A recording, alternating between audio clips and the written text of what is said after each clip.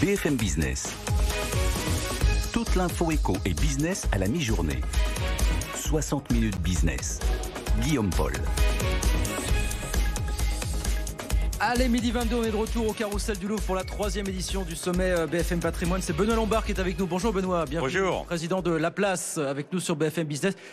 On est heureux de vous avoir parce que vous êtes un des papas, un des fondateurs finalement de ce sommet BFM Patrimoine, Benoît. Hein, oui, effectivement, c'est la 3e édition. C'est la 3e édition. 3e édition, l'année dernière, on a eu un petit problème de Covid, mais là c'est reparti. Mais on est là. Donc on avait souhaité faire un lieu central à Paris pour l'ensemble de l'écosystème. Bien sûr. 3e édition. Alors, on avait une discussion passionnante avec Éric Pinon. Il y a de ça quelques minutes sur BFM Business. On parlait notamment de ce rôle croissant. Vous dites-vous, on va avoir de plus en plus besoin de conseils du côté des conseillers en gestion de patrimoine. Vous êtes président de La Place, on rappelle, réunion de...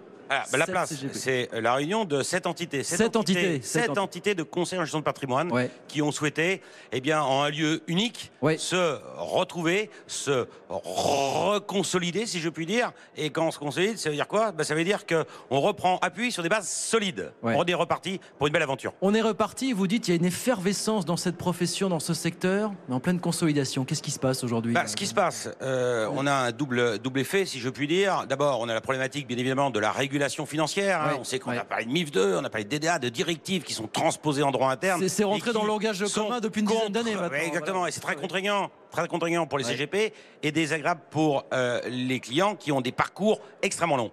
Et là, pour nous aider dans ce parcours-là, on a la problématique de la brique digitale. Il nous manque des briques digitales. C'est très compliqué d'avoir un parcours intégral. C'est-à-dire, qu'est-ce qui vous manque exactement ? Qu'est-ce qu'on appelle brique digitale ? En fait, très simple. Quand on voit un client, on a un document d'entrée en relation, on réfléchit, on lui fait une lettre de mission, il signe cette lettre de mission, on travaille, on lui donne des préconisations, des recommandations, et puis après on les matérialise. Le parcours digital qui peut exister, notamment lorsqu'on lui fait la signature électronique de document d'entrée en relation, c'est pas la même signature électronique lorsqu'il s'agit, par exemple, s'il doit faire un investissement financier ou assurantiel, de souscrire le contrat. Qu'est-ce qui explique qu'on soit en pleine mutation dans ce secteur aujourd'hui ? Vous m'avez dit il y a plusieurs raisons, plusieurs facteurs. Je veux raconter tout ça. On peut en donner 3. Alors, environnement de Toba, c'est la fin du fonds en euros. Ça fait déjà quelques années qu'on se rend compte qu'il y a une forte érosion. Ça ne protège plus l'inflation. Est-ce que c'est inéluctable ? C'est inéluctable puisque nous avons des taux qui sont bas et on sait très bien que la construction de la performance d'un fonds en euros se fait sur le rendement passé des obligations. Ça fait déjà depuis quelques années qu'on a des taux qui sont à zéro, voire négatif. Donc le rendement demain va être mauvais. Et il ne protège déjà plus depuis l'année dernière de l'inflation. Donc il faut accompagner le client, accompagner les particuliers, l'éduquer financièrement. Éric Pinon le rappelait, l'éducation financière est une priorité. Bien sûr. Et nous, CGP, on a des clients qui sont pérennes et donc on les accompagne. On les accompagne dans cette formation. Expliquer par exemple la construction de la performance d'une obligation. J'ouvre une toute petite... Et puis est-ce que c'est la fin de l'assurance vie telle qu'on l'a connue ? Est-ce qu'on va vers la constitution d'une assurance vie à 2 vitesses où ceux qui veulent prendre du risque prendront du risque et en général ce sont ceux qui peuvent le prendre et les autres, finalement. Rappelons que l'assurance vie, c'est pas que le fonds en euros, c'est des unités de compte. Bien sûr. Et puis aussi un petit chiffre quand même. Depuis les 8 premiers mois de l'année, c'est la plus forte collecte connue en assurance vie. Plus de 100 milliards d'euros. Pourquoi ? Parce que l'assurance vie, c'est pas que des fonds en euros. Ce sont des unités de compte. Ce sont aujourd'hui du private equity. La loi Pacte a permis d'insérer au sein du contrat, de loger au sein de ce contrat, d'encapsuler des véhicules d'investissement qui reposent sur des sociétés non cotées. Nos PME, le tissu entrepreneurial français. Donc, environnement de Toba. Environnement Toba, problématique, on l'a vu, problématique digitale et d'accompagnement dans le cadre de régulation financière extrêmement contraignante. Et puis un troisième effet, c'est un effet générationnel qui est propre à notre métier. CGP, les plus anciens, ils ont 55, 65 ans. Qu'est-ce qui va advenir de leurs entités ? Comment ils vont pouvoir transmettre le flambeau aux générations futures ? C'est une question qu'on s'est posée. C'est la raison pour laquelle j'ai voulu créer La Place, j'ai voulu cristalliser donc les compétences connu depuis déjà plus de 25 ans sur cette entité, en association avec un groupe qui lui aussi avait connu une croissance importante qui existe depuis 92, c'est le groupe Cristal.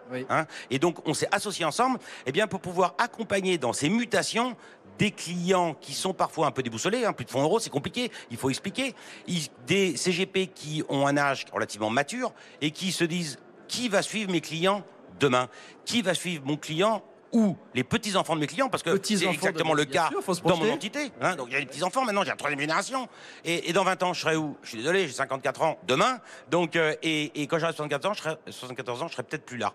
Qui va s'occuper de la 3e génération de mes clients qui a la trentaine d'années? Bon, donc vous dites, il faut passer le flambeau. C'est pour ça aussi, c'est ce qui génère notamment cette concentration, cette consolidation, parce que vous dites la demande de conseils, de renseignements va littéralement exploser, comme jamais.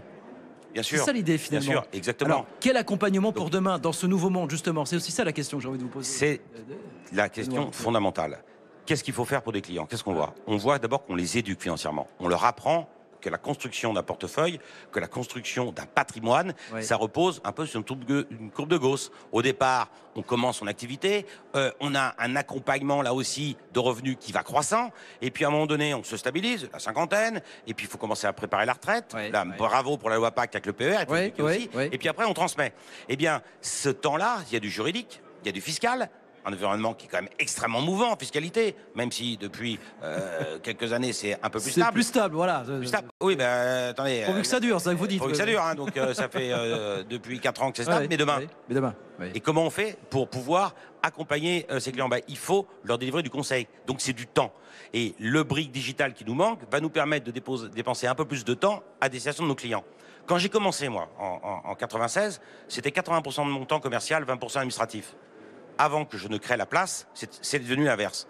80% administratif, 20% temps client. C'est là que le bas blesse. Redonnons du temps aux clients. C'est redonnons du temps aux clients. Et aux plus jeunes notamment, comment est-ce qu'on traite justement ces jeunes que vous allez chercher aujourd'hui à conquérir finalement pour demain, pour les 10, 20, 30 prochaines années? Voilà. Bien sûr. Comment est-ce qu'on leur parle? Parce qu'on a vu tout à l'heure, on en parlait avec Eric Pinon, beaucoup de jeunes sont arrivés, regardent aujourd'hui ce qui se passe en bourse. Exactement. Et ces jeunes-là, comment ils fonctionnent? Ils fonctionnent avec le digital. Voilà. Et donc là, il faut qu'on leur apporte cette réponse. Il faut qu'on leur donne les moyens de pouvoir à la fois avoir un instrument sur l'iPhone ou Samsung, peu importe, sur un écran qu'ils ont toujours avec eux, l'état de leur compte, des informations financières.